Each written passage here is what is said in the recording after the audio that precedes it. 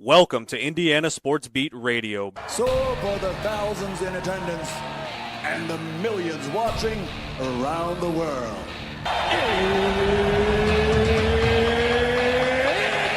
Time! Three on the way. Oh!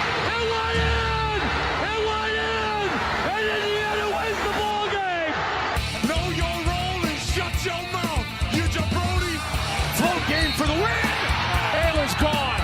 Goodbye. Touchdown, Indy. Woo! IU. America. They got a football team now. It's pretty simple. I win. Google me. You know that I'm the cream of the crop. Now, here's Jim Coyle. Hello, everybody. Welcome aboard another edition of Indiana Sports Beat Radio coming to you on this Wednesday. We've made it to the halfway point of championship week, Big Ten championship week, that is. Big day today. Looking forward to Gus Johnson joining us on the program. Gus, of course, on the call for Fox Sports this Saturday night at Lucas Oil Stadium as the number one Ohio State Buckeyes and the number two Indiana Hoosiers go at it for the Big Ten championship and to determine the number one seed in this year's college football playoffs, potentially the number two seed as well. I'm still not convinced that there's any movement between these two, especially if Ohio State were to lose. They would definitely not fall below second. I'm thoroughly convinced of that. And I'm pretty sure that if Indiana loses a game that stays within the point spread thereabouts, may not see the movement there either, because that would allow the committee to keep Indiana and Ohio State in two different brackets, with them being in the one team being in the 1-4 game, the other team being in the 2-3 game. Then you separate the you start to separate the conferences. And I was trying to look at this, but there's no way you can look at this and try to figure out the scenarios. It just forget about it. Forget about it. Forget about it. It's just too difficult, man, because of what yet can happen. College football, latest, the penultimate college football poll, of course, out last night.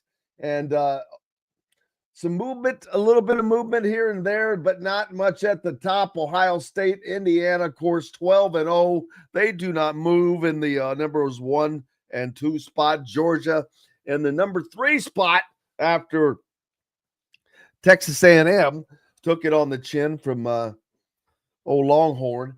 Oregon, a third Big Ten team, moves up into the top 5. The Big Ten's got to have 3 teams in the top 5 seeds regardless. Period. I think that I think it ends up being Indiana or Ohio State in 1-2. Not in that order necessarily, but whoever wins is 1. Whoever loses, I think, goes to 2. I don't know that number 3, Georgia, moves up. Now, I certainly will tell you that if Alabama were to win the SEC championship, they will probably just crawl into the 4 slot. But here's the rub.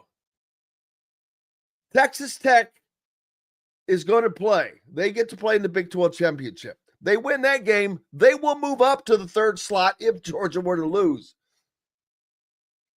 And if they lose, they move down. So that'll take care of that. The 4th spot could still go to a 3rd Big Ten team. Oh, this would make Greg Sankey livid. Livid. If the Big Ten only got 3 teams in, but yet it's 3 out of the top 4 buys. Oh, my goodness. And that is a distinct possibility, people. And here's the crazy part. I think that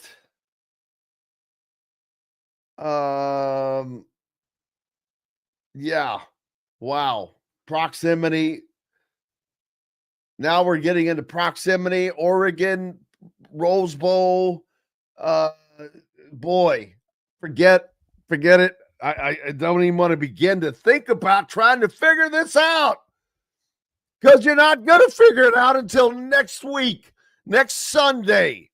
A week from this Sunday, we'll know exactly who's where, who's playing whom. The second round games, you can't give much credence into those yet. You know, Vanderbilt, teams like Vanderbilt, they don't really have a shot. If Georgia loses, they're not falling out.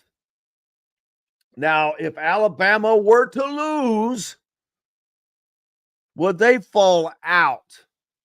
Probably, since they're in that precarious spot of number 9, and that would be what, a 4th loss? Yeah.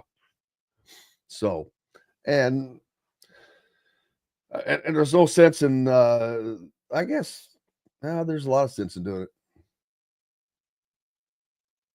James Madison, are they going to make it in? Ole Miss moved up a spot. They're number 6. So all the talk about what was going to happen with the coaching change and all that, you don't have to worry about it. You don't have to worry about it.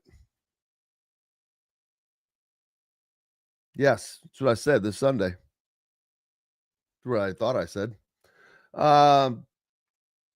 All kinds of basketball going on last night. Yeah, we'll talk about that as well. Dylan said on the program today, Kyle Neddenriep going to join us as well. Gus Johnson from Fox Sports.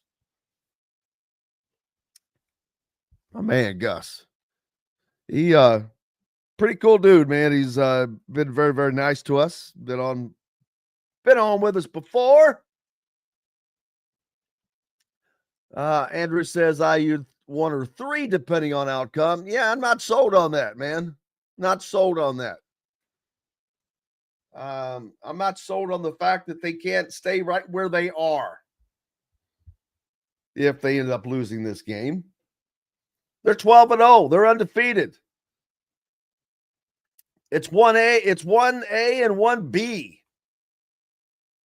And they've been 1B for 7 weeks.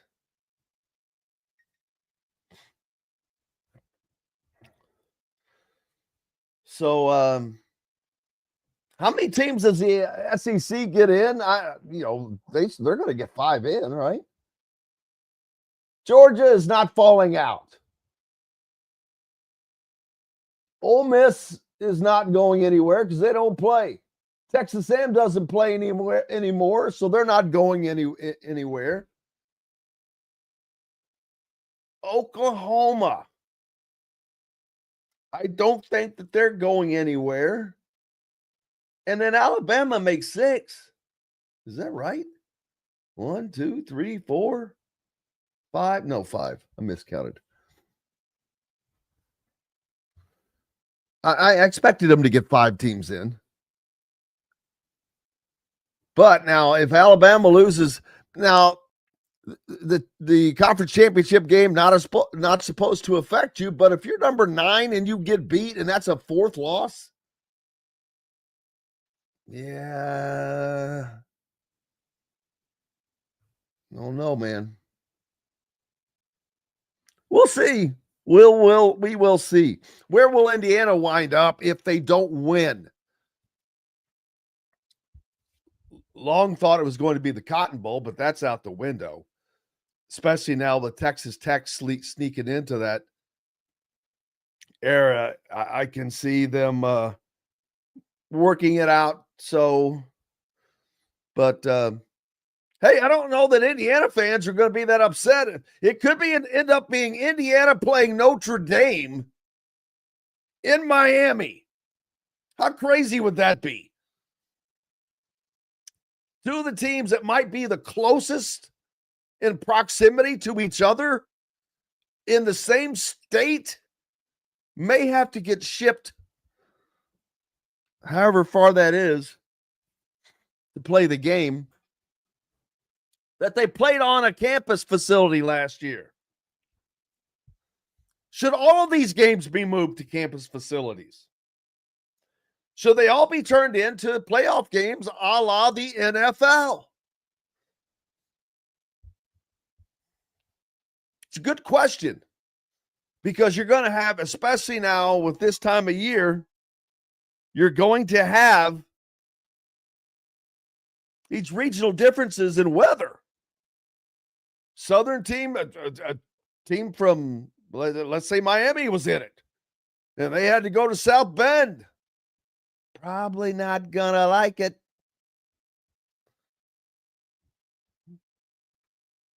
Does it affect the game? Probably. All kinds of things, but that's part of it. That's, we're used to that with the NFL. So why not that with college football? The thing is, that would finally and totally kind of wreck the major bowls. Now, I'm talking about the Peach Bowl, the Rose Bowl, the Cotton Bowl, the Orange Bowl, all these major bowls. I still think that they would be, I don't know how you do it. Man, how do you do that? How do you do? How do you do? Yeah, how do you do that? Great question. I don't know. What's better? What's more deserve? I mean, yeah, I guess teams deserve to have a home game. You've earned it. It's not about deserve anymore. They don't care who deserves what. Hey, let's take a pause for the cause. We'll pick this discussion up on the other side with Dylan Sinn joins us. Appreciate you being with us. It's Wednesday, Big Ten Championship week. Basketball tonight, basketball Saturday, basketball. We've got it all. And we're back with all that and much more on the other side of these messages. Andy Moore Honda is Bloomington's #1 Honda dealer for a reason. Buy a new Honda and get a 3-month break from car payments. That's right, no payments for 90 days. That includes the all-new, all-electric Honda Prologue, and you get it for just 0.9% financing. Or the 2024 Honda Ridgeline Black Edition or the Honda Accord LX, both for just 1.9% financing. Get more to your door from AndyMooreHonda.com, Bloomington's #1 Honda dealer and your best place for new and used vehicles. If you're looking for a new home in the Indianapolis area, you need Cheryl Sizemore from Brick and Ivy Realty. Cheryl Sizemore has over 2 decades of experience, and that could be the difference in getting the home you want in today's tough housing market. Reach out to Cheryl at CherylSizemooreSells@gmail.com or 317-701-0838. That's 317-701-0838. Let Cheryl Sizemore sell or find your new home today. Huddle up, football fans. Tailgate season is here, and nobody gets you ready for game day like Academy Sports and Outdoors. Swing by your local Academy store or shop online at academy.com to find everything you need, from grills to jerseys and more. Be a watch party legend with gear from top brands like Nike and Under Armour, all at unbeatable prices every day. With 8 Academy stores across Indiana, including our Bloomington location, fun can't lose, and neither can you. Gear up today at Academy Sports and Outdoors. Zach Browning here to tell you about an offer you simply can't pass up. If you're looking for the best coverage of Indiana football and basketball, which includes recruiting, weekly chats, podcasts, as well as access to the best national team out there, then look no further than thehoosier.com. The best part, it's just $1 for the first week. Oh, and did I mention that you get a full year of access to The Athletic when you sign up? You can't beat the coverage, and you can't beat the deal. So head over to thehoosier.com today and sign up for just $1. It'll be the best decision you ever made. Welcome back, Indiana Sports Speed Radio on this Wednesday. Glad to have you along. Dylan Sinn joining me now from the Fort Wayne Journal-Gazette as well on this snowy week. I'm sure it's pretty snowy up in the fort, up in Fort Wayne, baby, because I can look outside and see all I want to see right now. Yeah, no, it absolutely is. We got about 4 or 5 inches the other day, and some more a couple nights ago. So yeah, we have plenty here right now, and thankfully the roads are pretty good. I was able to get I'll be able to get down to Indianapolis on Saturday, so looking forward to it. Well, didn't think you'd be missing out on that one, man. I'm pretty sure they're going to have the roads clear for that game. Be a lot of lots of traffic coming into Indianapolis. Gus Johnson on the program with me today, as well as he'll be on the call for the Big Ten championship game on Fox for that. Also during the day, number 22 Indiana hosting. Are they hosting or just neutral site? Yeah.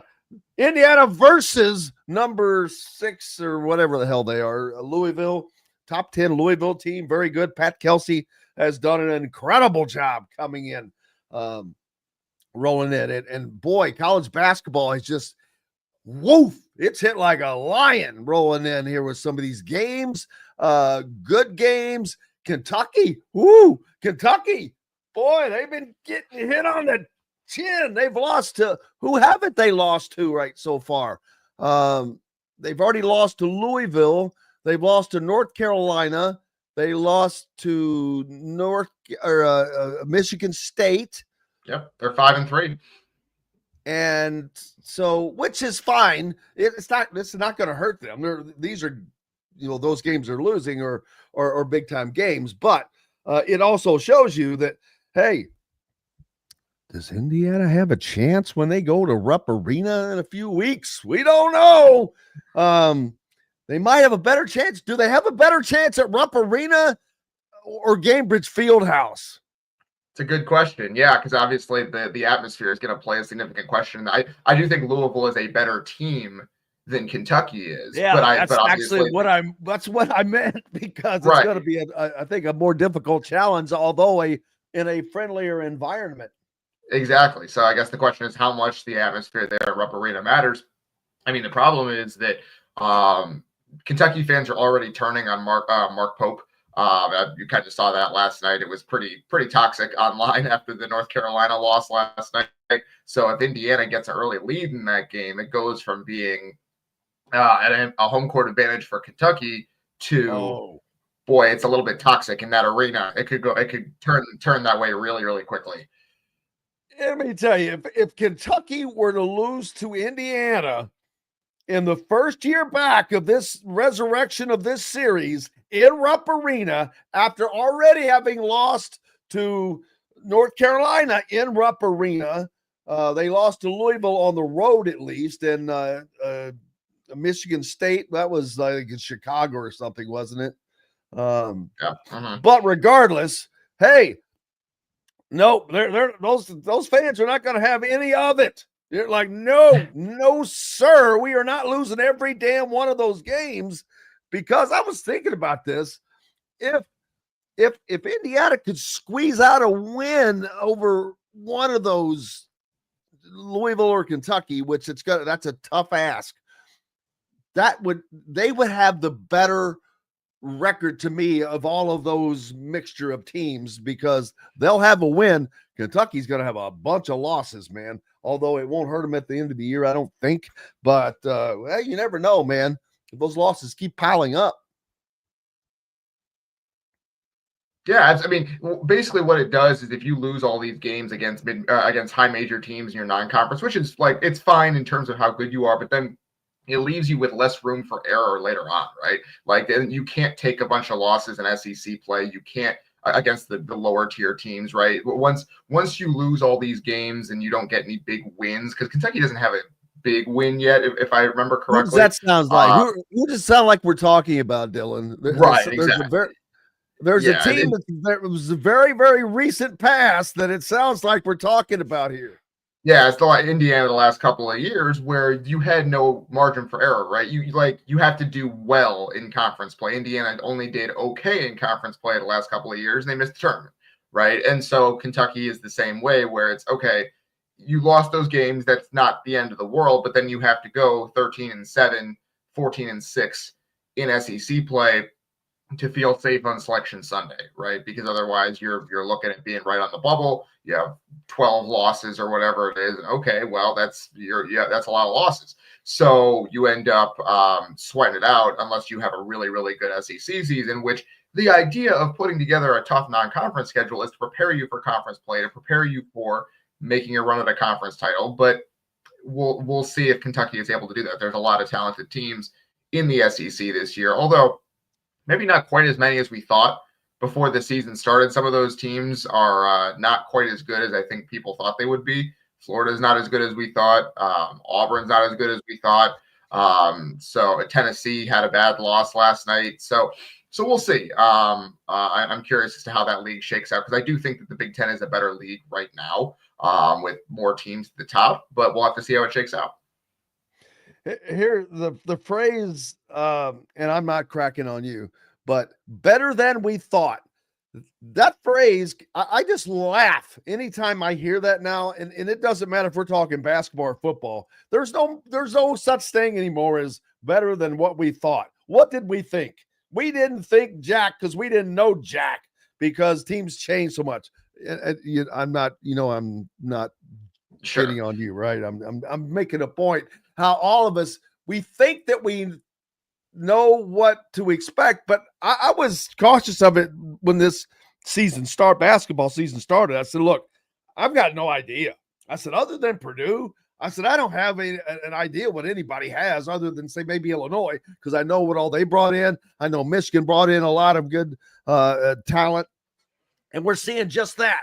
We're seeing Michigan be okay, but Michigan State, man, are they not the best team in the Big Ten right now? I'm thinking that maybe they are. I don't know. But Purdue is also very, very good.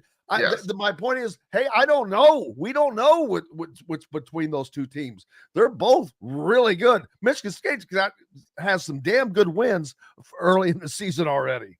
Yeah, I mean, right now, I think it's hard to say anyone other than Michigan is the best team in the league just based on what they've done, right? I mean, they won 3 games in a row last week against top 25 teams by 30 points or more. It just really, like, they beat Auburn by 30 and then turned around and beat Gonzaga by 40. It's hard to say that anyone other than Michigan is the best right now.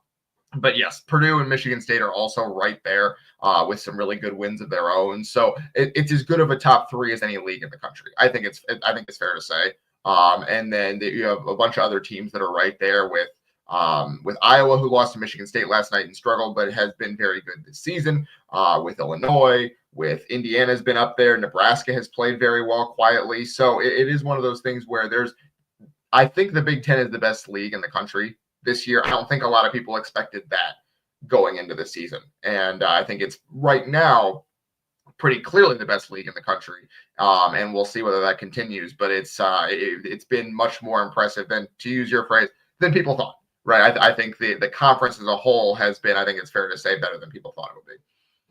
Well, absolutely. And ironically, you look at the conference and it kind of reminds me of football.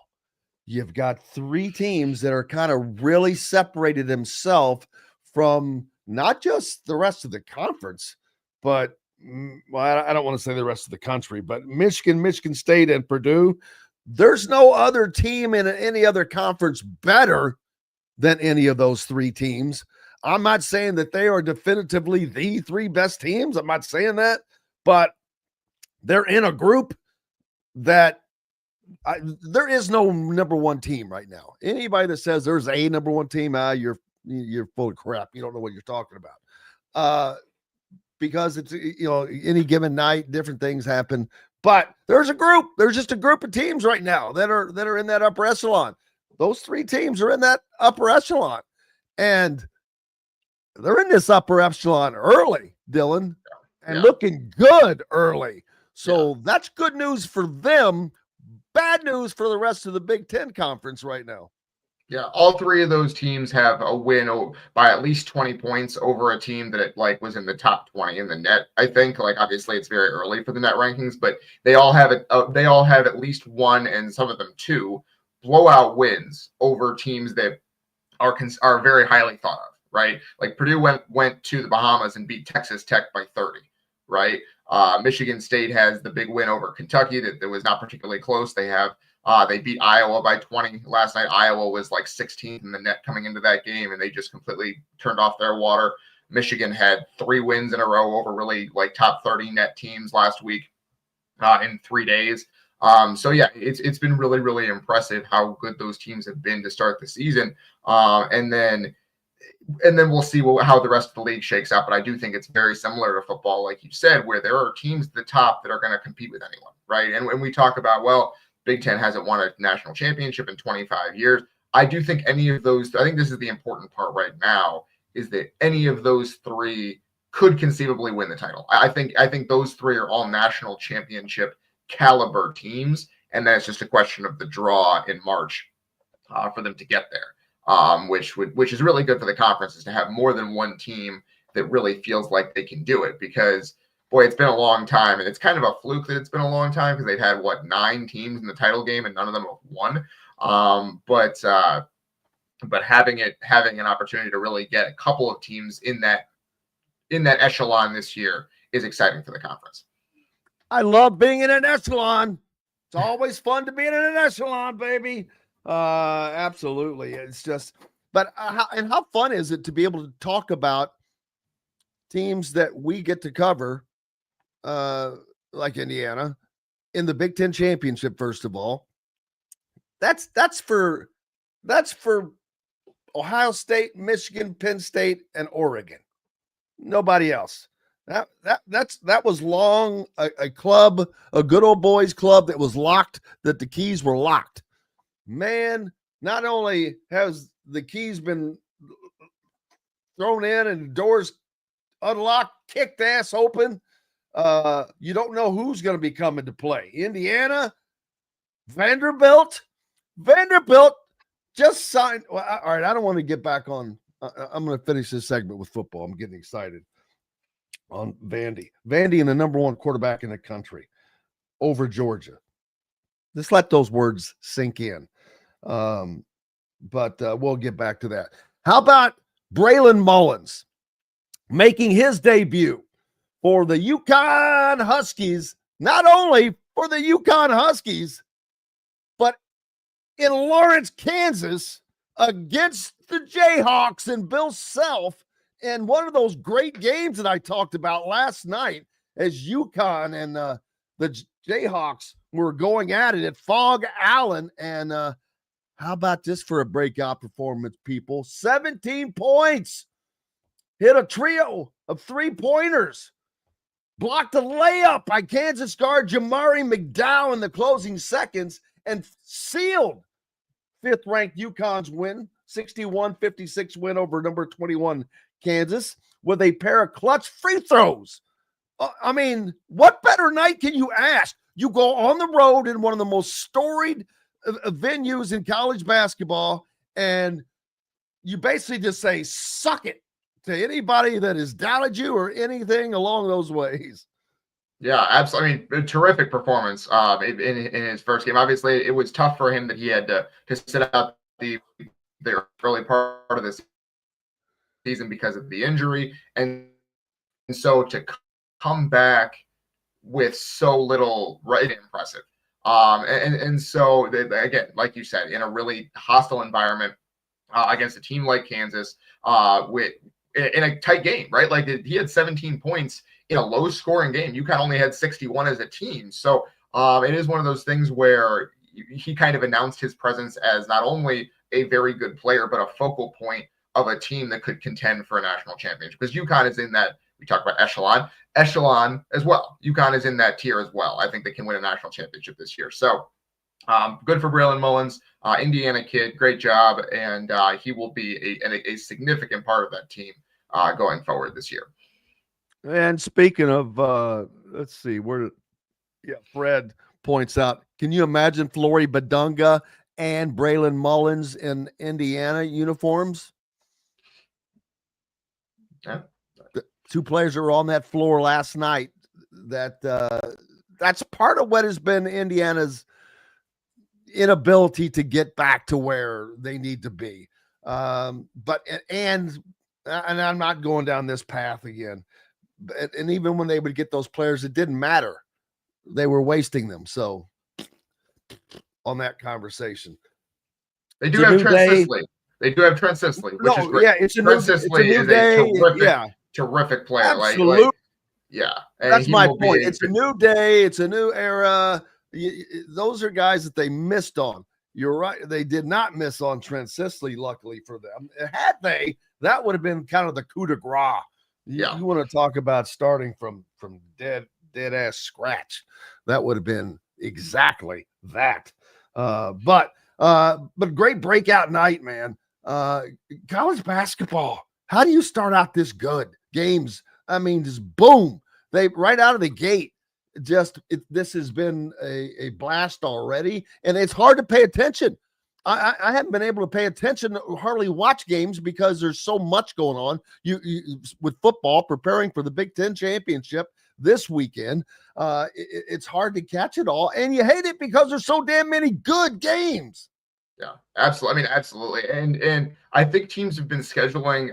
They've been scheduling harder games. Like it feels like there have been more big time matchups early this season than we usually get. Maybe that's my imagination. I don't know, but there have been a ton of big time matchups early this season. Now we're getting into conference play, right? Like the Big Ten is starting conference play last night, and then Indiana starts tonight. So you're getting league games already, which is kind of crazy to think about just like 3 or 4 weeks into the season. But there have been a ton of high-level matchups already this year, and it's been fun to watch. I mean, Michigan State, Iowa was fantastic last night. I know that Michigan State won that game by a lot, but seeing those two teams who play such distinct styles going at one another was so much fun.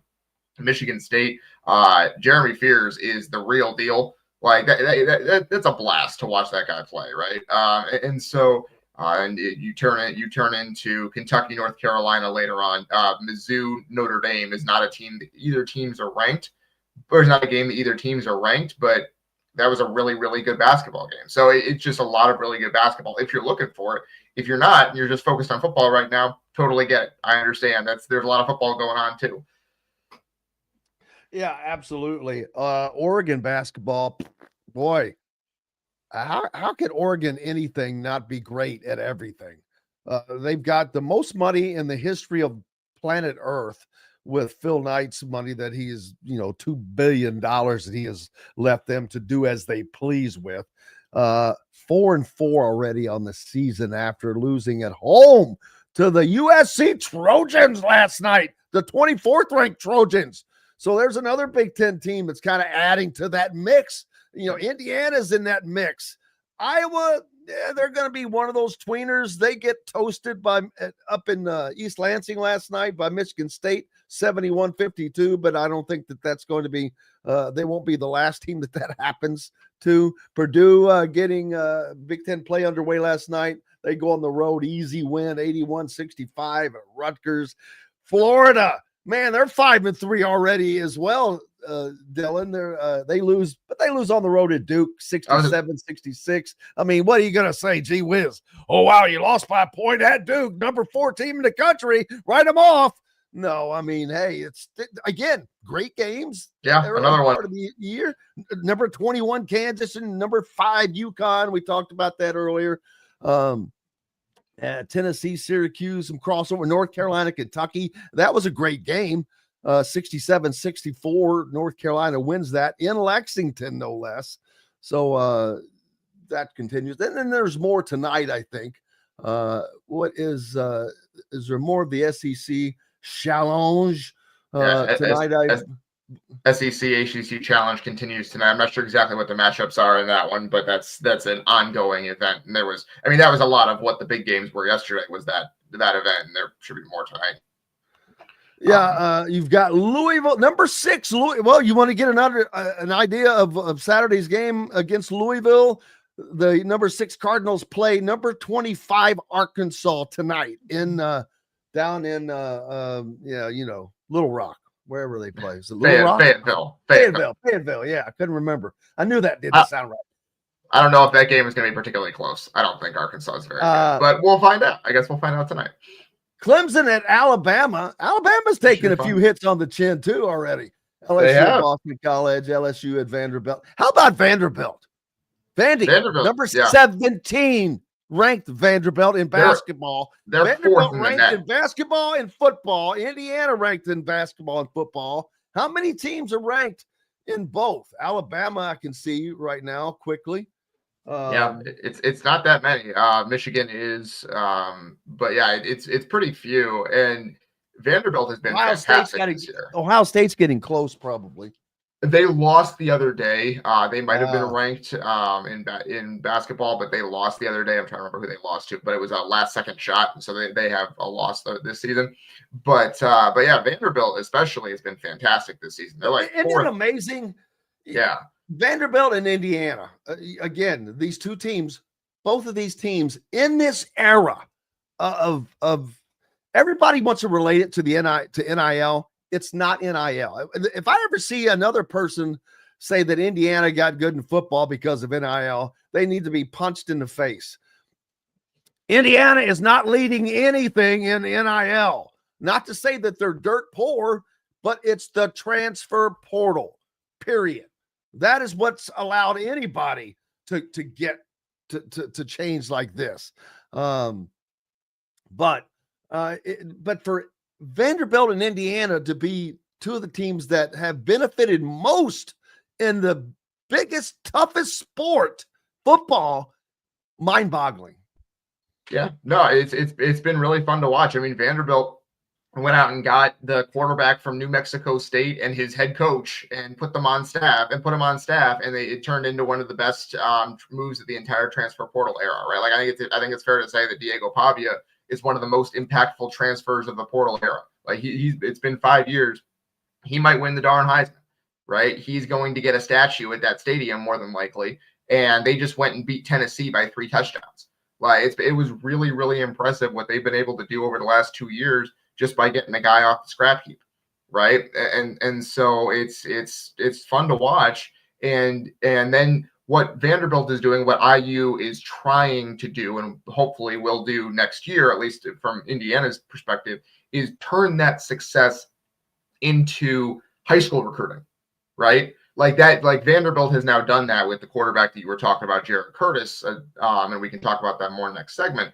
But that is what Indiana has to continue to do, is turn that on-field success into high school recruiting. Because the difference is you can LeVar Keys, guys like that. Right. You can turn the transfer portal into a couple of good seasons, but if you don't end up putting high school recruiting with it, you could end up like Florida State. Because if you miss on a portal class, even if it looks like really good portal class on paper, you are going to struggle eventually. You can't do talent evaluation in the portal that well year over year over year. It's almost impossible. So what you need to do is you need off the cliff. Exactly. And it can happen very, very quickly. So you need to turn it into high school recruiting. Vanderbilt's done that. That's the next step for Indiana.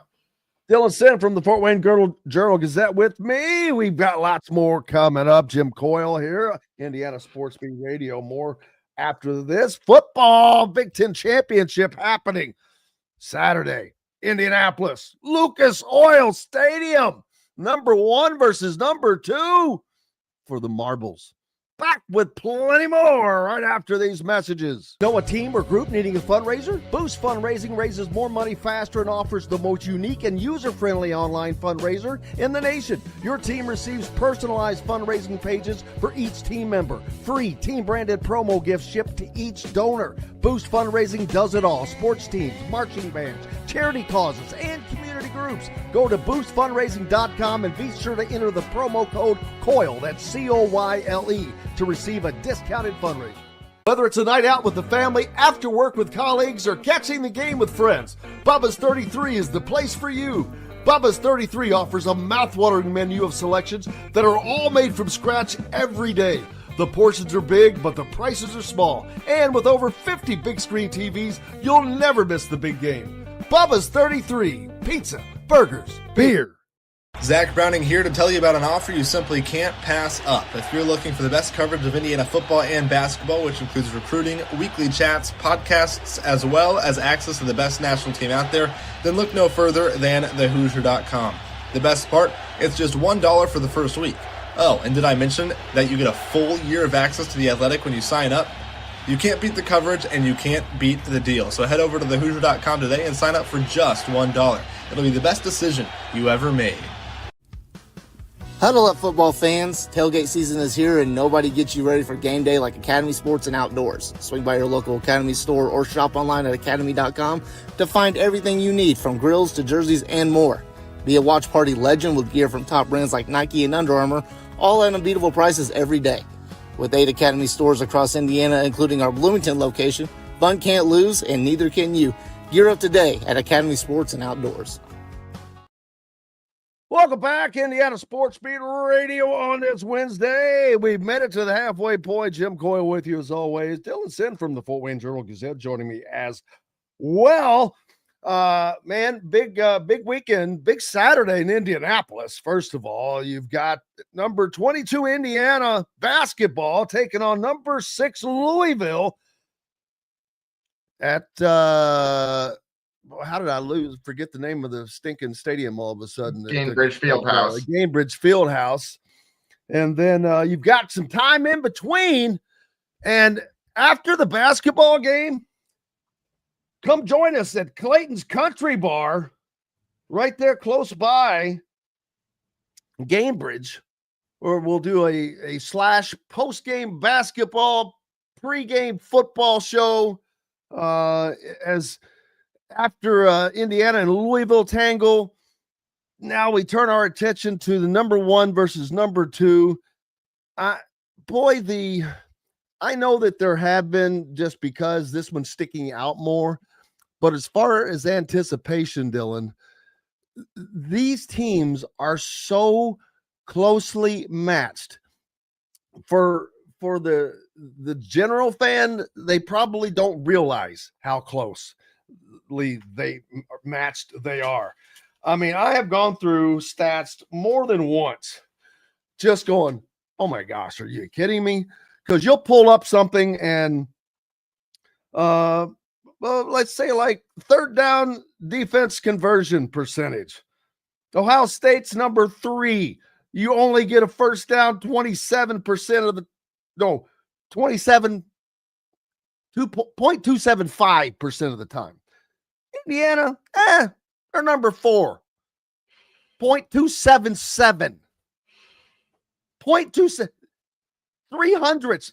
That's after all of this, after all these numbers, that's how far we're separating here. Rushing yards. That's probably one of the biggest separators. Ohio State has not ran for a lot of yards, just over 2,000 yards on the season. Indiana, 2757. They've ran the ball a lot more. They've got 5 more rushing touchdowns. They've got more passing touchdowns. So they score more, but Ohio State is just more methodical. I think they are a little more controlling, maybe. Either way, though, it's scoring defenses. I forget where it is, but we're talking like 3 points difference. But then Indiana averages 44 points a game scoring, opposed to whatever it is that Ohio State averages. I forget how many points a game. Something like high 30s, I think, like 36, 37, somewhere in there. So, and then I wonder about the secondary. Ohio State has 7 interceptions on the year compared to 16 for Indiana. Indiana has faced, I think, 52 more passes or something like that. I think Indiana's a little bit more active back there. Yeah, Ohio State is more of a bend, don't break situation. They're not trying to get up and get in your face like Indiana is. But they've been able to do that because most of the teams they've played don't have a lot of break opportunities for them. Yeah. This is Indiana's offense should afford more than one break opportunity, so to speak. Yeah, I mean, and that's the thing is, I mean, that's undergirding all of this with Ohio State, right? And they have played 2 really good teams, or 2 good teams this year, 2 teams that you would classify as good. And they beat those teams soundly, right? They beat Texas and they beat Michigan pretty easily without much trouble, right? But those are the only two teams of even like a top 15 or top 20 level that they have played. And I guess Washington is kind of in that level too. It didn't really look that good against Oregon, but whatever, however you want to decide it. What happens when they play a really elite team? I'm not just talking about Indiana. I'm talking about whoever they play in the first round of playoffs or the quarterfinals when they get a bye, whatever it is. What does that look like? Because we don't know. And because Ohio State has not really done much all season. Their whole plan has been, look, we saw what it took last year to win a national championship. 16 games is a lot of games. We are going to have more talent than everyone we play against. Let's put it in second gear and just cruise this entire game. They've done that the entire season because they want to be fresh at the end of the year, which is good. Like that makes a lot of sense. But then the question is, do you have that extra gear in your bag when you need it? Because they haven't needed it yet. We haven't seen it. So what does that look like when they really need to turn it on? We have no idea. And so is it possible that if Indiana is dinking and dunking its way down the field, which is possible they could do, that Ohio State starts to play a little bit more press man, starts to try to get up in your face a little bit more? Yeah, sure, maybe. I don't know because we haven't seen it. And so it'll be interesting to see how much both of these teams put on the field in that Big Ten championship game, how hard both of them go, because Ohio State wants to win a Big Ten title. They haven't won since 2020, the Big Ten championship. That's an eternity for Ohio State. Indiana hasn't won one in almost 55 years, right? So then the question, more than 55 years. But who's counting? Right, exactly. So how much are you putting on the field for this game? Because you have an entire postseason run after to go. That's another thing. You can't get answers. There's no way you're not playing to win this game. Exactly, right? But there's playing to win and there's using every club in your bag, right? Those are different things, right? And so I guess the question is for both of these teams, how deep into your bag of tricks are you going in this one? Because I could see Indiana pulling out every single trick play imaginable, trying to get an early lead and then force Ohio State to play from behind, which they have not done literally the entire season, and try to do that. But then are you burning things that you could be using in a playoff game that you might value more? I don't know, right? Well, then you ask yourself this: what is more valuable? If you had a magic wand and you could wave it on what your future was, and you're like, okay, do I think we can actually win the national championship this year? I don't know. Do I think we can win the Big Ten championship? Do I try to get that prize? Or, I know that I'm just throwing things out there for people to argue for argument's sake. But I think that Indiana has shown they are as good. If anybody is as good as Ohio State is, Indiana is.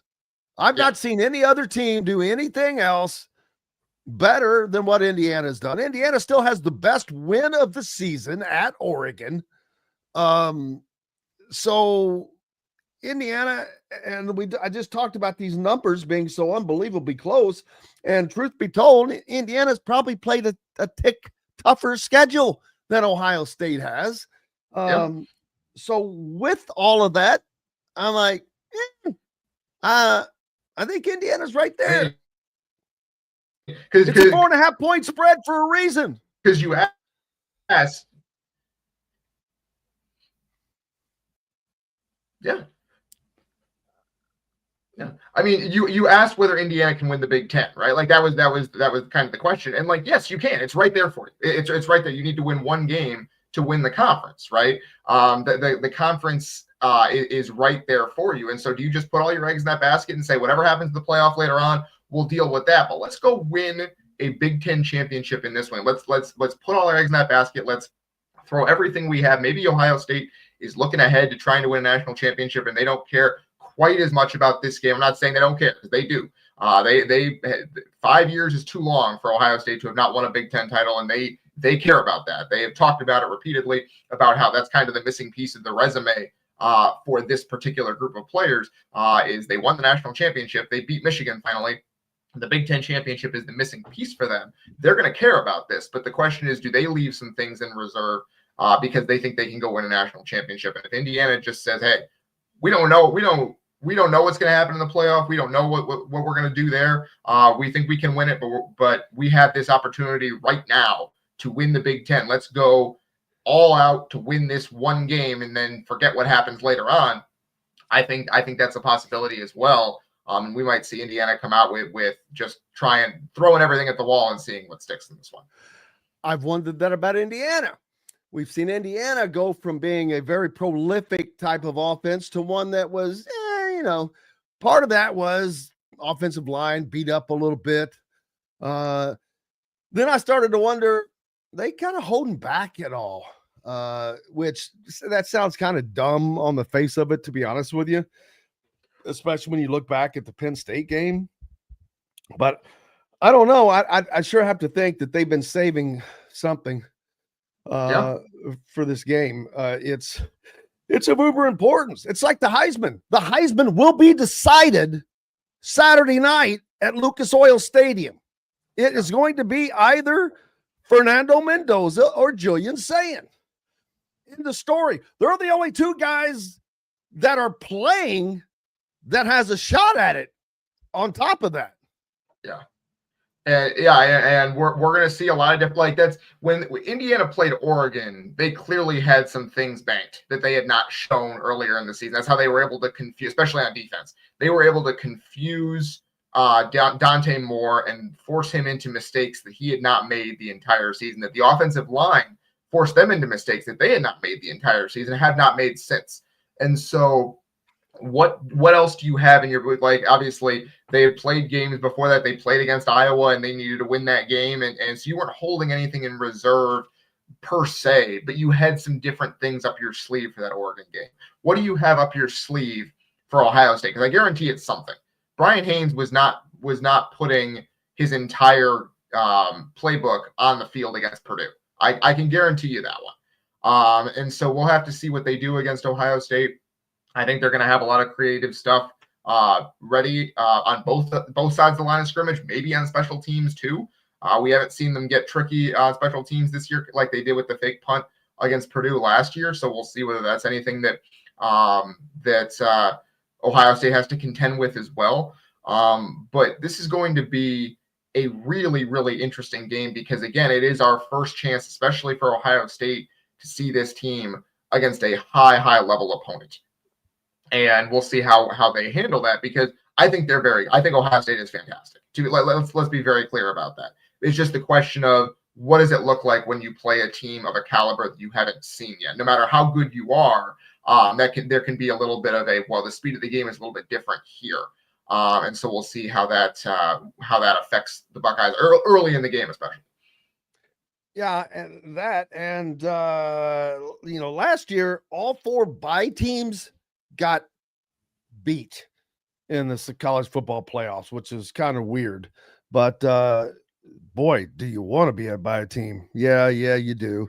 But that's got to be in the back of your mind. I mean, all four of them. Yeah, but it was weird because they had the teams ranked lower get buys. Like Boise State and Arizona State got buys, and they changed that this year, so it won't be the case. Number 2, Georgia got a bye last year. Oregon got screwed. Oregon got screwed but that was because Ohio State, it was very particular circumstances where Ohio State was galvanized by a loss, right? Georgia, the team that got beat at number 2, they lost their quarterback in the conference championship game, but they still won the conference championship game. So it was a little bit different. I think that was a total fluke. You absolutely want to buy if you can get it. It's a long season. The whole point of winning a conference championship is that you get the extra week to rest. That's why this game matters. And so I absolutely think you want the bye. I don't think there's anything to the idea that the bye teams are at any kind of disadvantage because it's not like in the past where you had a whole month off and there could be some kind of rust. You're getting 3 weeks from the Big Ten championship to the quarterfinal game where the bye team would play. So I think that's absolutely a huge bonus for winning this game is to get that extra couple of weeks and get healthy, which Indiana would love to be able to get healthy. Like get another week for Elijah Surratt's hamstring to recover, get another week for Drew Evans to feel better, that kind of thing. So speaking of which, do we see Drew Evans? I expect to see Drew Evans Saturday. Yeah, I think the fact that he was active against Purdue, even though he didn't see the field for much of the game. I think that means that he is going to at least try to give it a go against Ohio State, because like you don't activate him for that game unless you're thinking, hey, let's see what happens, see how close he is. And let's be honest, I've got a hard time believing that it's going to be this give it a go for the Gipper kind of crap. He's been out for what, 6 weeks? Yeah, like in that they know where he is. Right, and like, that's what I'm saying is more not like, oh, he's going to try to play through the pain. No, it's more just getting him ready, getting him active for Purdue was more just kind of saying, see how he responds in a game situation. If it goes well, have him play against Ohio State. That's my guess. We'll probably know more later this week, but that would be my guess on that. And then Notre Dame possibly end up on the outside looking in after Alabama jumps them in the latest CFP poll, which means Alabama, if they can't go down unless they lose. But no, I mean that's the thing. They're not going to kick them out. No, they're not. Basically, what this was the committee deciding Alabama's in regardless of what happens in the SEC title game, which is absurd and ridiculous. But you're going to have a whole lot of people that don't give a crap because it happened in Notre Dame finally. Well, I know, which is silly, but you'd think people would have a little bit of foresight. But whatever. So basically, what it is Notre Dame is probably out if BYU wins on against Texas Tech. The big game for Notre Dame is BYU Texas Tech on Saturday. If BYU wins, Notre Dame is probably out. If BYU loses and Texas Tech wins and gets the bye, then Notre Dame is probably the final team in. Then, or maybe Notre Dame moves up to the 9, because that's the one way they could punish Alabama is Alabama loses on Saturday. They move down to the 10th seed. They still get in, but then they're the 10th seed rather than the 9. And because right now what it is you would have 2 rematches in the first round. Right now it would be Alabama matched up against Oklahoma and Notre Dame matched up against Texas A&M in the first round. So if you swapped Notre Dame and Alabama, if Alabama loses to Georgia in the SEC championship game, you get rid of those rematches and you'd have new games, which is probably what they want. So they've set it up where Alabama is in regardless, but it wouldn't surprise me if Alabama loses if they go back below Notre Dame to that 10th spot.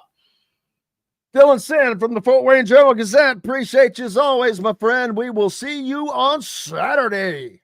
Absolutely, Jim. Looking forward to it. See you in Indy. Absolutely. We've got more Indiana Sports Beat Radio coming up.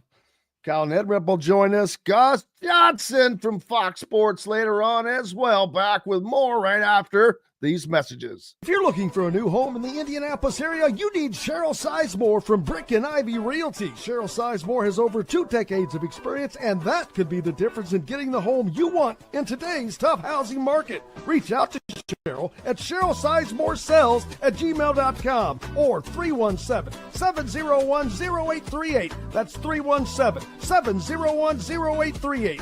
Let Cheryl Sizemore sell or find your new home today.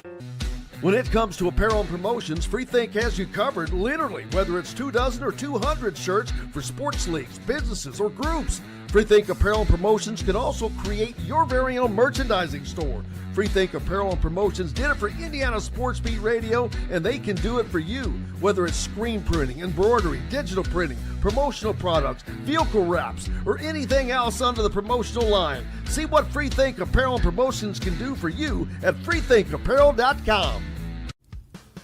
Huddle up, football fans. Tailgate season is here, and nobody gets you ready for game day like Academy Sports and Outdoors. Swing by your local Academy store or shop online at academy.com to find everything you need, from grills to jerseys and more. Be a watch party legend with gear from top brands like Nike and Under Armour, all at unbeatable prices every day. With 8 Academy stores across Indiana, including our Bloomington location, fun can't lose, and neither can you. Gear up today at Academy Sports and Outdoors. Whether it's a night out with the family, after work with colleagues, or catching the game with friends, Bubba's 33 is the place for you.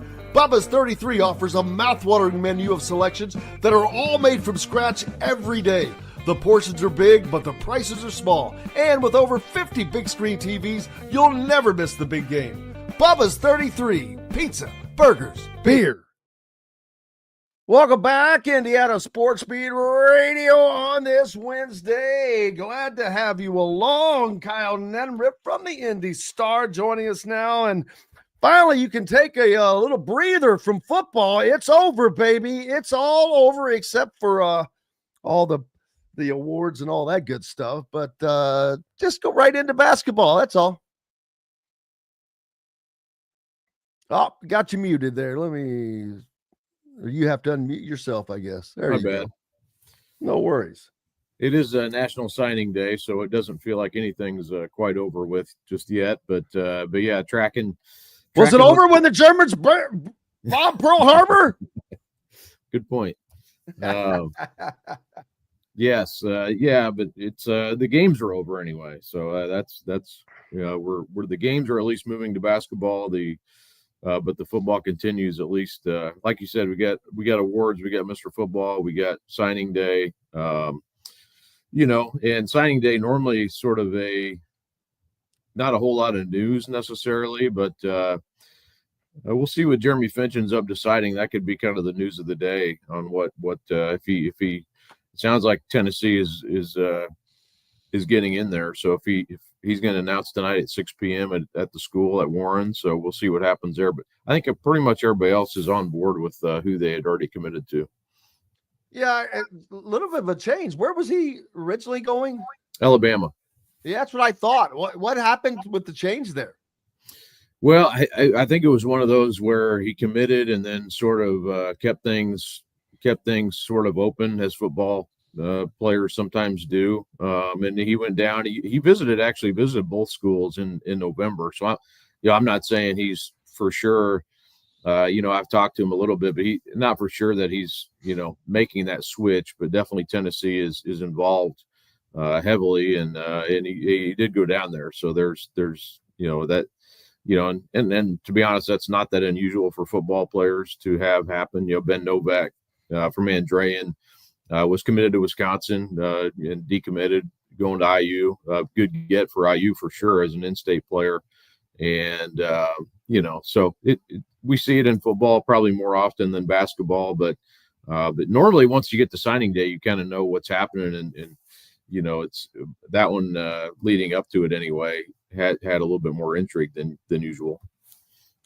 Yeah, and a big day. Indiana and Purdue and Notre Dame and other schools around the state looking to pull in a recruiting class this year that is quite going to be different because of the transfer portal and when that is, Kyle, coming up in early January. January 2nd is when that will kick off this year. Boy, college football has become such a weird sport. We just saw everything that happened with Lane Kiffin because of how it operates within a season, but inside of an academic calendar year that one has nothing to do with the other really, but it really kind of screws things up. But how would you rate this recruiting class from the state of Indiana as wherever they're going, whether it's Tennessee or Indiana or wherever?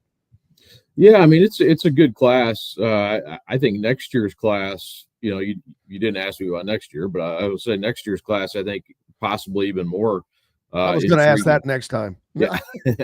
But I would say, there are some really good players, the Guilford kid from Fort Wayne Northrop who, it was interesting to me. LSU offered him on Monday, basically right after Lane Kiffin got hired there. And he put out something last night saying he's still going to Ohio State. So, but I thought that was interesting. Kind of speaks to the timing of things, like you mentioned, as far as the, trying to get Kiffin there in place, and then get a recruiting class set. So, and then we also have Jet Goldsberry from Heritage Hills, who is committed to Ole Miss, and I think still will be. They hired their Kiffin's replacement there, so I think that'll keep the recruiting class set for the most part. But you do wonder about the Ole Miss players now, going to LSU, in the portal, so who knows how that all plays out too. But yeah, I mean, this recruiting class, I think,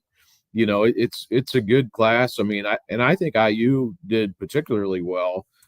getting some of the players that they got out of this class in the state. Like, I think Parker Elmore from Columbus North, tight end who's super athletic, 6'5". He has continued to rise in the rankings. Casimir Hicks from Decatur Central, who's a real playmaker. I think he'll be a defensive back once he gets to college, but was a playmaker on offense too.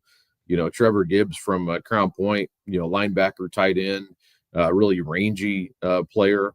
I was wondering if they might get like a Dane Badhurst who ended up going to Oklahoma, but yeah, I mean, you're not going to get everybody, and like you mentioned earlier, the portal in a lot of ways matters probably more than the recruiting classes do now. When you're getting guys who are already experienced, and we've seen what that's done for IU. But you get some of these in-state guys in there who, they might be more program guys, or might be people who take a little bit more time, like Blake Smith of Franklin, who's a defensive lineman who's been awesome in high school, very productive, and going to IU. And I think that only helps, when you can get those good in-state players who, are probably those players I would think are more apt to stick with you, even if they're not, playing right away, just because of what's going on with IU and the kind of the commitment they have there. But yeah, I mean, it'll be interesting to see. But I think next year's class is really good, and you kind of turn the page on this one after today, and they get going to. Most of these guys will be going early, going to their college in January. So, you kind of turn the page and start looking at what's coming next year. And players like Monchin Sales from Lawrence North, 5-star receiver who's got all kinds of offers, and Caleb Elkins from Warren Central, who's got definitely has been to IU several times. Mason Oglesby at New Pal, who's such a great athlete, as sort of plays a tight end, or they split him out sometimes too, but he's a big time playmaker. And you go down the list, man, it's all kinds of talented players in that 27 class. So again, you're not going to get everybody, and you can't get everybody, but I think some real chance there for IU to really make a splash with that 27 class too. And obviously, success breeds success, and that is something that Indiana has not had the opportunity to build upon. Purdue has been up and down. Right now, unfortunately, they're down. That's going to make it very difficult for the Boilers to make any inroads. Although between the two schools, they had they were the leader as far as state recruiting there for a while. Now that's switching back over to Indiana, of course. But Indiana also needs to get guys outside of the state. But getting these in-state recruits, people may not understand how important that it still is with the transfer portal. But Kurt Signetti and guys like him, they like to find, identify, and develop talent. And they've done a good job of that. And they love finding those hidden gems. That's how you have a team built up of all the no stars last year, and the band of merry misfits, as Fernando Mendoza calls his team this year, which are not exactly all misfits. Roman Hemby is an all Big Ten running back. Fernando Mendoza is going to be the number 1 pick in the NFL draft. So not exactly misfits, but it is across the board. It is a group of, but it shows you it doesn't matter what level, if a 1-star, 5-star, 3-star, these guys work hard. And I promise you, the guys that are 3 stars work their ass off, and you don't get great because you just want it, because you wish it. So it does. All of these guys in Indiana has shown that they, especially with skilled talent, that's probably, I don't know, more skilled talent out of the state than, say, linemen. Yeah, I mean, I think it depends year to year. But yeah, you look at that IU team, and it's like, they don't look like misfits. They look the part of a top 5 team in the country at the least. So, I think it's a deal where they have just been great at player development also. I mean, and you get experienced guys in there, and then, what was Omar Cooper coming out of high school, a 3-star, he doesn't look like, so the stars, once you get to college, what's it matter really what the stars are? And I hear all, it's like these when they talk about quarterbacks and stuff, and they call them 5 stars, and it's meaningless. I do, and I respect the people who do the recruiting rankings, and I think they do the best job they can for the most part, and they get a lot of stuff right, too. But so I don't want to diminish what they do, but honestly, once you get to college, who cares what the stars are? You have to have talent, though, and and I think IU's been able to do that clearly, and they've been able to get experienced talent, which has really kind of got this ball rolling. But yeah, I mean, it depends on the year. I think on in-state recruiting. I mean, to be honest, like the quarterbacks here, and I think if it would take a deeper study into quarterbacks to see where players fit into college systems, or what a quarterback to me is the hardest thing to just know what's going to happen at the next level. I mean, I've been baffled at times why it hasn't worked out for some and it has for others, and I think it's largely based on where you end up going and the people you're surrounded with and kind of the style of play that you're getting into also. But I think other positions are easier to tell how they're going to fit in and maybe what they can do. Omar Cooper, for example, I mean, I would have thought for sure he was going to be a really good college player, and he has been. So, he was a great athlete, though. He was a good basketball player, just a good athlete. And a winner, I remember when he got injured and had to miss a lot of the basketball season, and he was sitting right next to Jack Kiefer the whole year, based on a stool, basically being the assistant coach, one of the assistants, and his dad is an assistant coach. So, and I was always impressed that he didn't kind of fade into the background he could have easily done that when he was out for that long, but he stayed involved, and it's fun watching him at the next level now, because it was fun to cover him in high school. But yeah, I mean, it's easier in some aspects than others, and quarterback to me is the one that's the hardest. Offensive linemen, you can see it normally if you get them in the system and they stay healthy. Those are guys you can develop over time.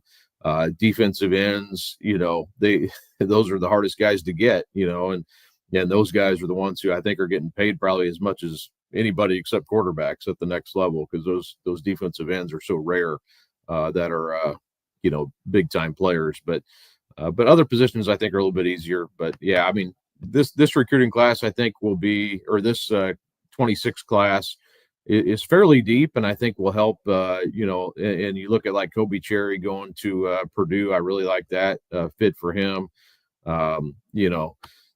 Purdue's got a few in that class from in the state, which I think will help them. Again, you're developing, hopefully developing for Purdue over a longer. It's not going to be the quick fix, I don't think, but it's going to take a little bit of time for them to get going. But I think they've got some good pieces there.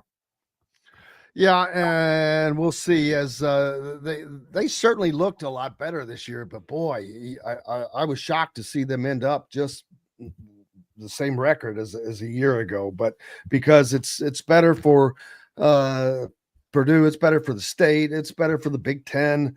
You don't want teams going down, because this is a problem, could be a problematic area. If you are dumpster fire in football, your sports program is probably in trouble. And so, I mean, that's a whole different conversation for another day, but it's just how it is. The landscape has changed. But man, the Big Ten championship in town, will you get to go cover that, go out to the event? No, there's got to be a ton of, I would think a ton of in-state recruits. While I know that this cannot be a recruiting event for the schools, they can still go and get tickets and whatnot. Yeah, I'll be at Sneakers for Santa for basketball, so I'm turning the page by the weekend. I'm out of here, he said. I'm done with it. Hopefully, I'll be able to watch some of it, though. I'd love to be able to see some of that, and talk to Caden Curry this week a little bit. So interested to see how he does against IU, and that'll be an interesting sidebar to the story.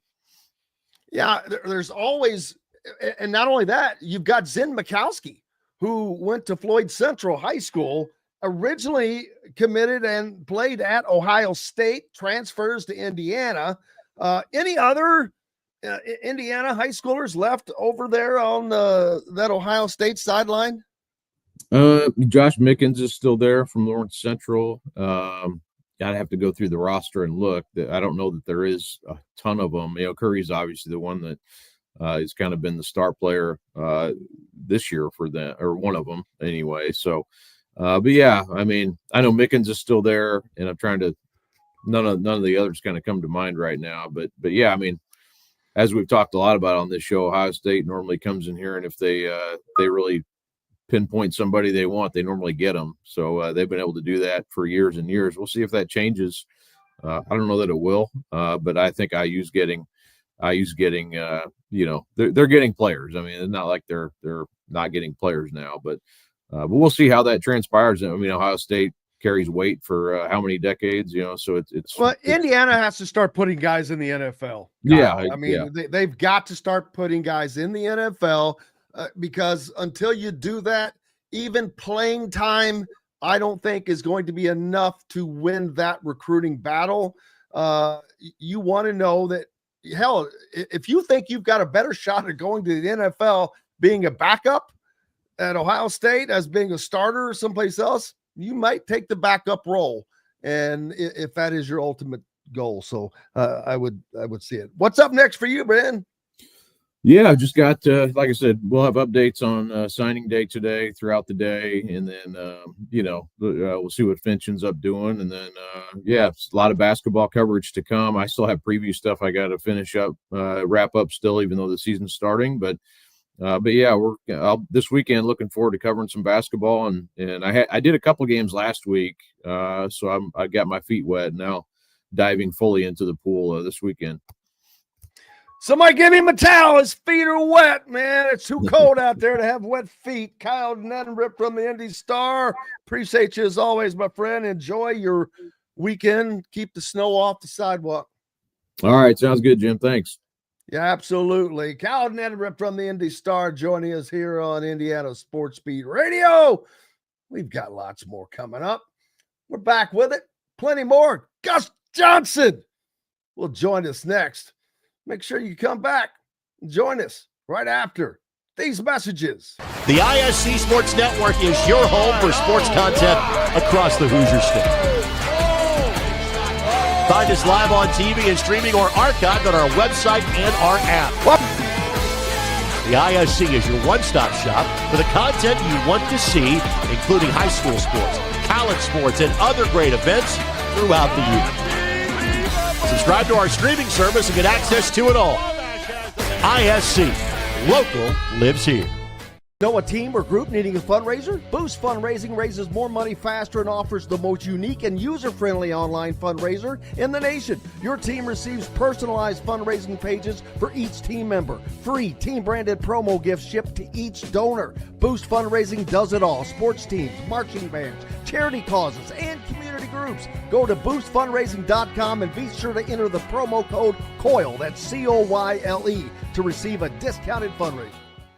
If you're looking for a new home in the Indianapolis area, you need Cheryl Sizemore from Brick and Ivy Realty. Cheryl Sizemore has over 2 decades of experience, and that could be the difference in getting the home you want in today's tough housing market. Reach out to Cheryl at CherylSizemore@gmail.com or 317-701-0838. That's 317-701-0838. Let Cheryl Sizemore sell or find your new home today.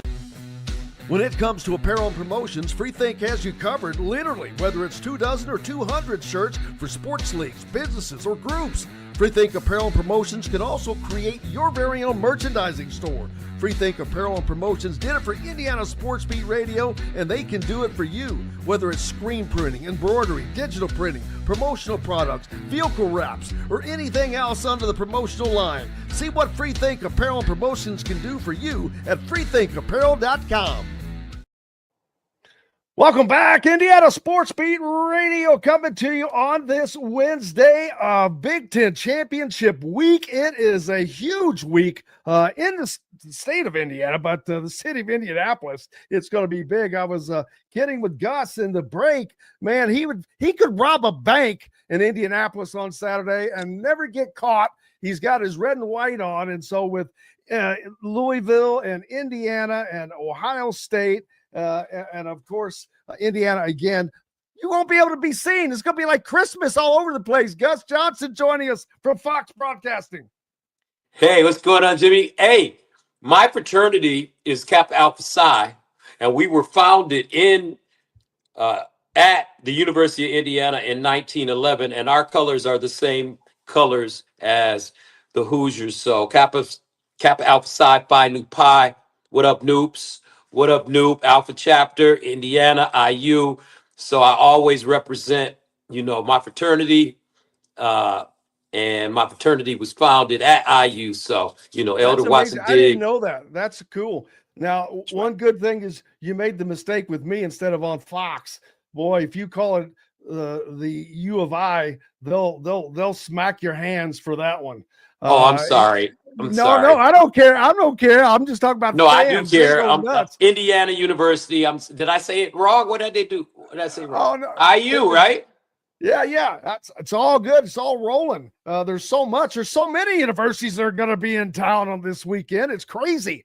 Like I said, Ohio State going to be there. Louisville going to be there. And these are all ranked teams, Gus, of all the between the basketball and the football. These are all elite teams. Top 10 Louisville team, of course, number 1 and number 2, Indiana and Ohio State on the football side of things. So this is a fantastic sports weekend. You talking about basketball? Everything, man. It's just going to be Louisville's playing Indiana? Yeah. Okay, I haven't even gone into basketball mode yet. I don't know anything about basketball right now. Yeah, I care about right now. The only thing I care about, I know Indiana's playing well and Louisville's playing well. That's what I do know. And I know Michigan State's playing well. And I know Michigan's playing well. So, but. Oh, yeah. I'm like you. I'm not in basketball mode yet. I just know that it's going on. Indiana and Louisville are playing that day. If it wasn't for that, if these games were in separate places. Are they playing on Saturday? Yeah, it's all happening in Indianapolis, man. That's what I'm saying. This is all going down on Saturday in Indy. Number 6 Louisville against number 22 Indiana on the basketball court at Gainbridge. And then a few hours later over at Lucas Oil, number 1 and number 2 for the Big Ten championship. Wow. That's so cool. I didn't know all that was going on. Man, they couldn't have you do all that, man. They'd kill your voice. They got to save you. They got to save the well, my voice do be squeaking sometimes. I need some oil. That was, I saw you talk about that call, but to me, it made it one of the just more unique calls because it was such an iconic, a unique moment. And you have been the orchestrator of so many unique calls already, but that just, it's like, what different can you do? And without even trying, you come up with a new way, man, of making it roll in there. Man, I tell you, I was just so swept away. That was so exciting. Oh. I was so excited. I just got swept away in that moment. I mean, that was an iconic moment for those kids at Indiana. And I know it didn't work out well for Penn State. I'll keep that in mind the next time. But, geez, man, the guy drops back in the pocket. He's under pressure. He throws it where nobody can catch it but Omar Cooper Jr. And Omar Cooper Jr., his head almost hits the goalpost. I mean, the crossbar. And he came down with it like Baryshnikov. His body was leaning out of bounds, and his feet stayed in bounds. I mean, that's one of the greatest plays I've ever seen in my life. I get it. I had to be in Chicago that day. Indiana was playing basketball, and so I had to go up there to cover that. But I'm driving back, having known how it ends, having heard your call once.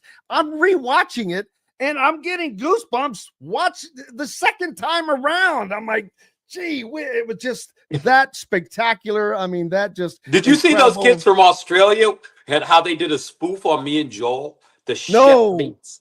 You got to watch that. The chef mates. Go on Instagram. Cannot wait to find that. The chef. Oh my gosh, they made so good fun of us, and they were just like they nailed it. They were right on it. I mean, it was just one of those moments that as a play-by-play guy, you dream of. They go on this drive. They got no timeouts.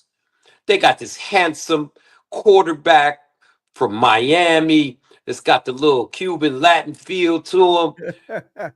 You know, I mean, Charlie Becker, he was making catches. And then Omar Cooper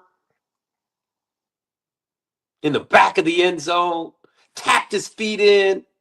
He got paid that day, by the way. Yeah, Omar Cooper got paid that day. You're not lying there.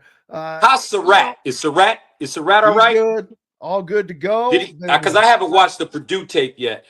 Did he was Surratt back play for against Purdue? Yeah, he played several snaps. Didn't do a whole lot. I know he's been nursing a hammy, right? Yeah, but he's all back. He's all good. They didn't throw the ball a lot. They ran the ball most of the night. What was the score again? I didn't, because I haven't looked at it. 56-3. It's 122-3 over the last 2 seasons over Purdue. Purdue not in a good place. So we're gonna get the Boilers back going. Okay. They got to get things back and going. They got to get going. They'll get going. Want everybody to be good. You want everybody to be good. Mm-hmm. It's the Big Ten. So this game is so big, Gus. We've got the college football playoffs after it, but it's kind of hard when you're looking at the only 2 teams that managed to go through the season undefeated from the conference that has won the last 2 national championships. They're ranked 1-2. I was going through stats earlier before you joined us, which I've been through them a billion times, but it's unbelievable how close these guys are in so many different stats. If you go into one's number 1 and the other's number 2, and then vice versa on something else, all the way down the line, defense, offense, it's just spectacular. And glad that you get the gift of giving us the gift of having you on the call for this game. Thank you. This game is for the Big Ten championship,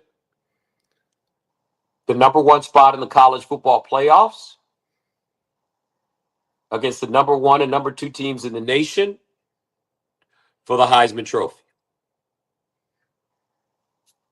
That's a Period. lot. This is for the Heisman Trophy. I love Jeremiah Love at Notre Dame, but his team is not undefeated, and they don't play in a conference. Not our fault. This game is between Julian Sayin and Fernando Mendoza. Winner take all for the Heisman Trophy, the number 1 spot in the college football playoff, and the Big Ten championship. We haven't seen something like this since about 2006, Ohio State, Michigan.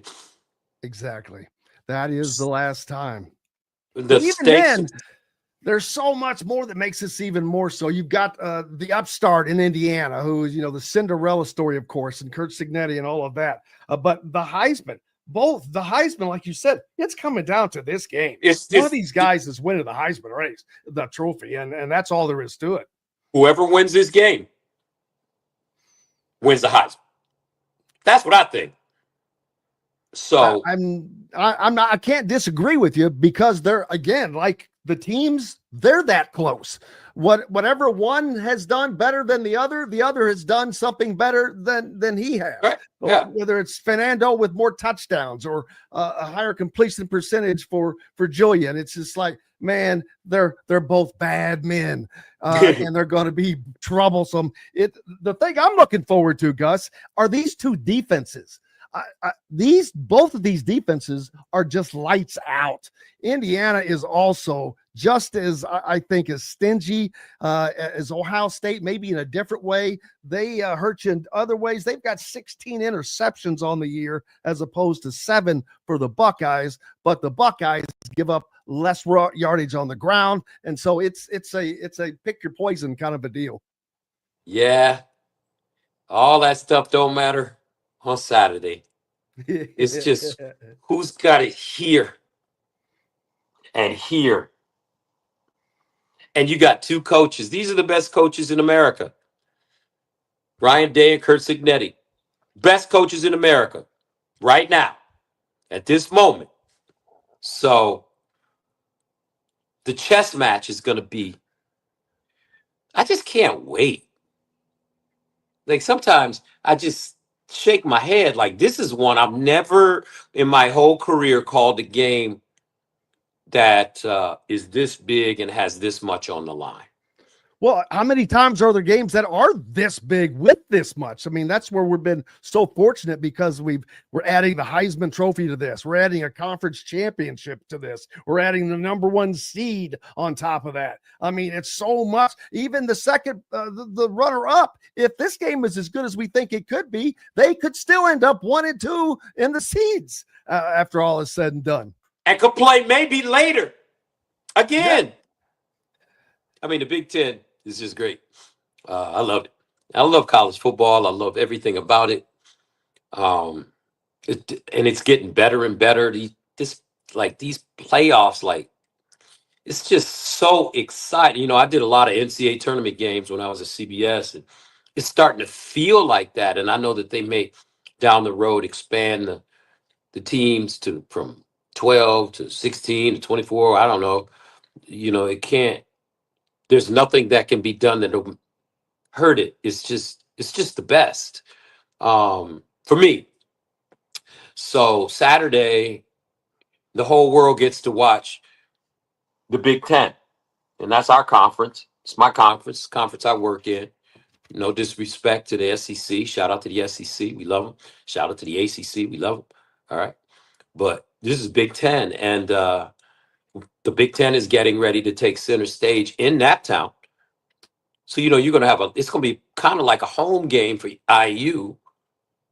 And that's good because the Buckeyes are the Buckeyes. They're the reigning national champions, number 1 team in the nation, like IU, undefeated. They're going to come, you know, they travel well, and they're going to come ready to play and ready to dominate. And I just think it's like a dream. It's like a movie. It's like we get to see the best, like the football gods are just smiling on us. Thank goodness for Curt Cignetti. And this he's is just the beginning. That's my man. I mean, he's just dropped into the Big Ten, not just a star, but like a supernova. I mean, he's got it. He said it the first day. Purdue sucks. So does Michigan and so does Ohio State. I was there. I called that game. And I was sitting next to him. And I said, man, you walking in here talking a whole lot of stuff. He said, oh, you don't understand, Gus. They're going to get their ass kicked. He said that to me. It was just me and him. And I'm sitting here calling the game. And Curt Cignetti is sitting right next to me. He just said, oh, no, you don't understand. They're going to all get their ass kicked. I've never seen anything like this, Jimmy. Yeah, neither is anybody else because it's like Babe Ruth. Yeah, when it first comes on, you're like, okay. Even Indiana fans, I'm sure, were like, easy there now. Yeah, let's beat on Purdue, but easy when you right, easy. Hey, I was thinking that, Coach, man. I've been here a long time. Don't say that. But he knew. Oh, easy. He did, man. He did. Speaking of having it, you got it. By the way, one of your as busy as you already are, one of your endeavors, got it. A place where people can go and find some pretty cool, unique content. Got it. Where can they find Got It? First of all, we don't know yet. We're trying to figure that stuff out. But the key is we're talking about the players that got it. Yeah. You know, and this is my brand, one in the many, many in the one. I kind of got it because I like to study Greek philosophy and Egyptian philosophy. And this is a form of the Latin phrase e pluribus unum, which you see on the money, which is many one. This is one in the many, many into one, because we all come from our own different, you know, cultures, race, religion, ethnicities as individuals. But when one is united with the many in time, with faith and discipline, commitment, the many transforms into an amalgamation of all, blending a universal spirit connected to one consciousness. We work as one, we play as one, we serve as one, we believe as one, we fight as one.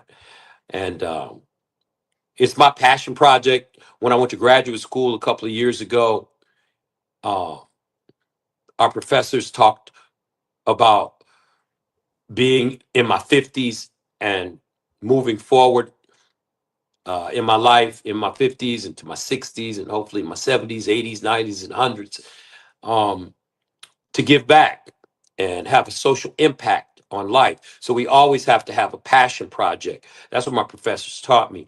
And this is my passion project, you know.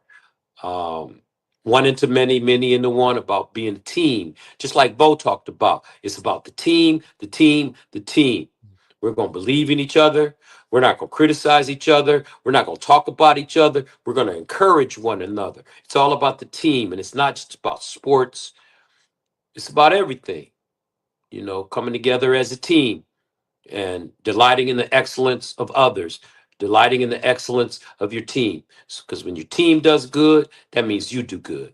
So we've been coming up with the one in the many, many in the one got it team. And this is, I taped it today, which is Tuesday. And this is our 14th version of it. And we've had players from all around the country. Unfortunately, we can't do the SEC or the ACC because we don't have the rights to the footage, and it's very expensive to get that. So hopefully down the road, we can figure out how to maybe incorporate them if they give us a break on the bread. But, you know, we've had a chance to see some of the best players in the country do their things for their teams and their schools and their families. And it's something that's been a lot of fun. It's only 1 minute, but Fox Digital, which is a full-fledged production, Hollywood production company, has gotten behind it, and we're getting positive responses from it. And this week, our one in a many, many in the one got it player is going to be Julian Sand from Ohio State, the young quarterback from California, who's just been having a fine season. You guys will, the Indiana people, see him next week. We've already had Fernando Mendoza. We've already had Kurt Signetti. We've already had Arvell Reese from Ohio State and the entire Ohio State defense. So I got a feeling that our for the last week, week 15, is going to be from Ohio State or Michigan. One of those two teams going to have the final got it player of the week, and we're just tickled pink to be able to be creative and have a chance to do stuff like this. Well, I know that that you know the iconic voice, Gus Johnson. I know the people cannot get enough because of your great calls. But then when you add great causes like this, that just gives people more of a reason to look out for different kinds of content and to find different things that they can take into their life, which is cool because that's the great thing about sports. It's not just about playing a game and winning and losing. There's a lot more that goes to it, especially if you really pay attention to a lot of these players and how, which I know it's almost sacrilege to say this nowadays with the players able to move like they can, but the relationships are so important to them, and they establish these relationships now. And I think that's one of the things that Gus is talking about, and building those things through community together. So, but man, it's just, that's awesome to see that. And the gear looks great, man. You got to get that out on the merch line, man. The IIMMII. Yeah, one I am in my one. It's kind of expensive, you know. This is all coming out of my pocket. And hopefully, you know, one day maybe Adidas will see its way to becoming one of our sponsors. But more than that, rather, it's just fun to have a chance to delight in the excellence of our young men and women. These kids are so amazing. Our kids, our football players they're just amazing. They're amazing human beings. Their work ethic, their discipline, their intelligence, their unselfishness in the game of American football, which is the greatest game that's ever been created on planet Earth. American football. I ain't talking soccer. I'm talking about what we play, because we are not only brilliant minds, and you have to be brilliant to play the game of American football, but you have to have courage. Yeah, I talked about it earlier on yesterday's show about specifically about today's athletes and how unbelievably well-spoken they are, on how embarrassed I am as looking back at my knucklehead self comparing to those guys. I'm like, oh, wow, these guys, they sound like professionals now, just professional speakers or whatever. And it is awesome to see. It is awesome to see them perform at that level, and just, you don't see them getting into trouble like you used to. It's a whole different deal, man. And it's all so much fun. And speaking of fun, boy, oh boy, do we have a ton of it coming this Saturday in Naptown with Gus on the call for the. You see those guns, Jim? I've been working. I'm going to be ready for this weekend. Gus's guns. There's a t-shirt, Gus's guns. I like that. Ouch. Gus's that just hurt. guns. Jim, that hurt. I can't be flexing like that. Hey, when I do that, I say, hey, I pulled some fat. So right. Me too, man. I got it with you. Well, man. Oh, one last thing. When you get into Indy, do you get to go to St. Elmo's and tickle the do a little have a little the shrimp strip cocktail challenge? Yeah, I like to take people there that don't know about it. Billy Packer did that to me when I was a young sports. He said, "Hey, Gus, you should try the shrimp," and almost choked. And he laughed. Everybody laughed.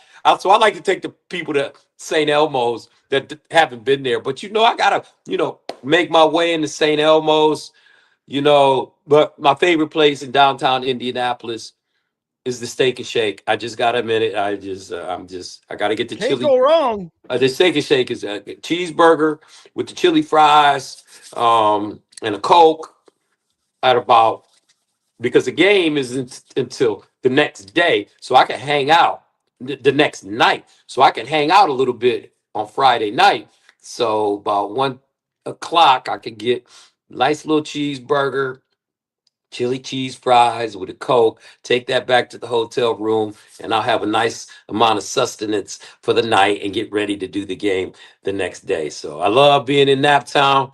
I love being at, the house that Peyton built, Lucas Oil Stadium, is nice and warm and toasty. It's always cold at the Big Ten Championship. It's always freezing outside in Indy. But on the inside, it's nice and warm, and everybody's going to be ready. And, man, this is so exciting. It feels like a playoff game or maybe even a preview of the national championship. So I'm just really excited to have a chance to be a part of it. Well, like I said, we're excited to be able to know you're on the call because that makes it better already. Gus Johnson from Fox, I can never thank you enough. You were always so impeccable and so thoughtful with your time. We're grateful. Thank you, man. I appreciate you having me. I'm a big fan of Indiana sports. I've been calling Indiana sports for a long time now, back to Bob Knight days.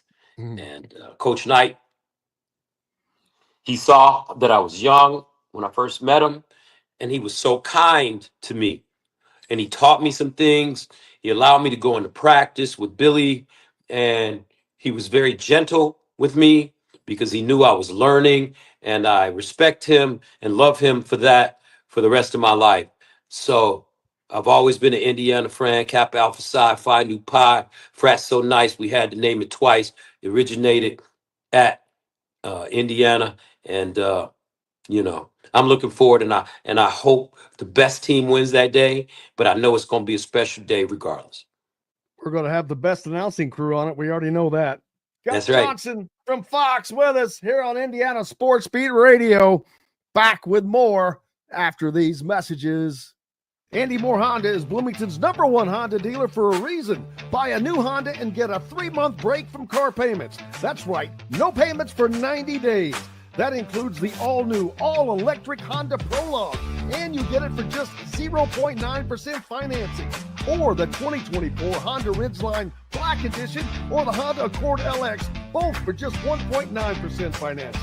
Get more to your door from AndyMooreHonda.com, Bloomington's #1 Honda dealer and your best place for new and used vehicles. If you're looking for a new home in the Indianapolis area, you need Cheryl Sizemore from Brick and Ivy Realty. Cheryl Sizemore has over 2 decades of experience, and that could be the difference in getting the home you want in today's tough housing market. Reach out to Cheryl at CherylSizemooreSells@gmail.com or 317-701-0838. That's 317-701-0838. Let Cheryl Sizemore sell or find your new home today. Huddle up, football fans. Tailgate season is here, and nobody gets you ready for game day like Academy Sports and Outdoors. Swing by your local Academy store or shop online at academy.com to find everything you need, from grills to jerseys and more. Be a watch party legend with gear from top brands like Nike and Under Armour, all at unbeatable prices every day. With 8 Academy stores across Indiana, including our Bloomington location, fun can't lose, and neither can you. Gear up today at Academy Sports and Outdoors. Zach Browning here to tell you about an offer you simply can't pass up. If you're looking for the best coverage of Indiana football and basketball, which includes recruiting, weekly chats, podcasts, as well as access to the best national team out there, then look no further than thehoosier.com. The best part, it's just $1 for the first week. Oh, and did I mention that you get a full year of access to The Athletic when you sign up?